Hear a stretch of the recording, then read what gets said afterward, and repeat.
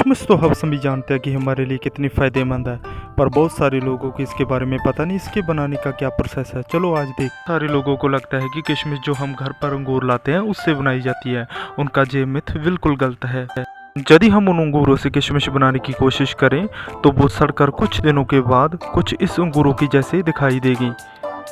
किशमिश बनाने के लिए किसानों द्वारा कुछ खास तरह के अंगूरों की खेती की जाती है और इन अंगूरों के पकने के बाद किसानों द्वारा इनकी हार्वेस्टिंग कर ली जाती है और हार्वेस्टिंग करने के बाद इन्हें क्रेटों में भर लिया जाता है और क्रेटों में भरने के बाद इन्हें एक खास केमिकल तैयार किया जाता है। उसी खास केमिकल में इन्हें भिगोया जाता है और अगले प्रोसेस के लिए रेडी किया जाता है। इस घोल में भिगोने के बाद जो अंगूरों में फंगस वगैरह होती है वह खत्म हो जाती है और इनके सूखने के प्रोसेस में भी तेज़ी आती है और जिससे वे अच्छी तरह किशमिश बनने के लिए रेडी होते हैं।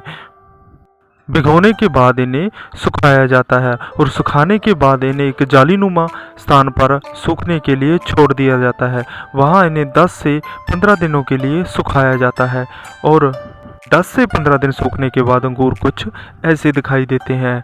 इसके बाद अगले प्रोसेस के लिए अंगूरों को रेडी किया जाता है। इस जालीनुमा कमरे को अब कवर कर दिया जाता है और कवर करने के बाद थोड़ी थोड़ी दूरी पर कुछ गड्ढे खोदे जाते हैं। उन गड्ढों में भूसा भरा जाता है और भूसा भरने के बाद उस पर सल्फ़र डाला जाता है और सल्फ़र के ऊपर आग डाली जाती है ताकि आग सारी रात सुलगती रहे और कि धुआं बाहर ना जाए और अंगूरों के पकने के प्रोसेस में तेज़ी आए। अगले दिन इसे खुला छोड़ दिया जाता है और खुला छोड़ने के बाद एक डंडे की मदद से सारी जो किशमिश बनी है उसे झाड़ लिया जाता है और झाड़ने के बाद इन्हें क्रेटों में भर लिया जाता है। सभी किशमिश को क्रेटों में भरने के बाद इन्हें फैक्ट्री में अगले प्रोसेस के लिए भेज दिया जाता है। अब इन क्रेटों को एक कन्वेयर बेल्ट की मदद से एक वाइब्रेटर मशीन पर डाला जाता है और वाइब्रेटर मशीन पर डंठल होते हैं जो इसमें वो अलग हो जाते हैं और किशमिश अलग कर ली जाती है।